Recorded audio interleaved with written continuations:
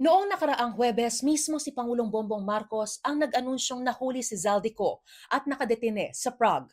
Pinanindigan ni Acting Justice Secretary Frederick Vida ang impormasyong yan. Let's verify the facts.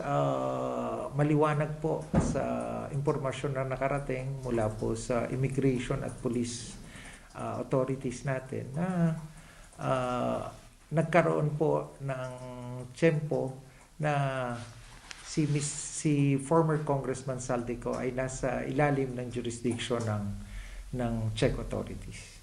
Pero pag-amin din ni Vida kahapon, walang garantiya na hawak pa rin ngayon ng Czech authorities ang dating kongresista.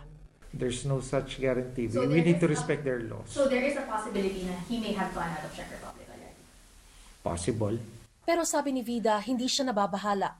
Nakatakda rin daw dumating sa Prague si Philippine Center on Transnational Crime Executive Director, retired Major General Romeo Prestoza, para tutukan ang aplikasyon para sa Interpol Red Notice na makatutulong sa pagpapauwi kay Ko. Sa susunod na linggo, makikipagpulong ang high-level coordinating team sa kanilang Czech counterparts at Interpol. Isa sa mga hihilingin nila, personal na makita at makausap si Zaldico. Kung ito ay papayag sa mga pagkakataon na binibigay at sa panuntunan ng kanilang yung tinatawag nating data privacy nila. Sabi ni Vida, malinaw ang kanilang pakay. Ang pinaka-ultimate objective, di ba? Kailan at paano maiuwi ang akusadong si former Congressman Saldico? Paano natin mapapaliit yung mundo? Do you aim to be escorting him back home to the Philippines once you return to the Philippines on the 30th?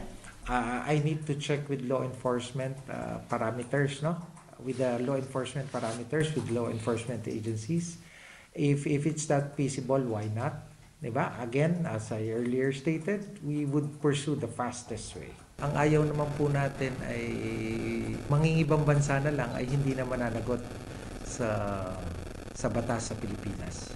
Ito po yung mahalaga, kaya po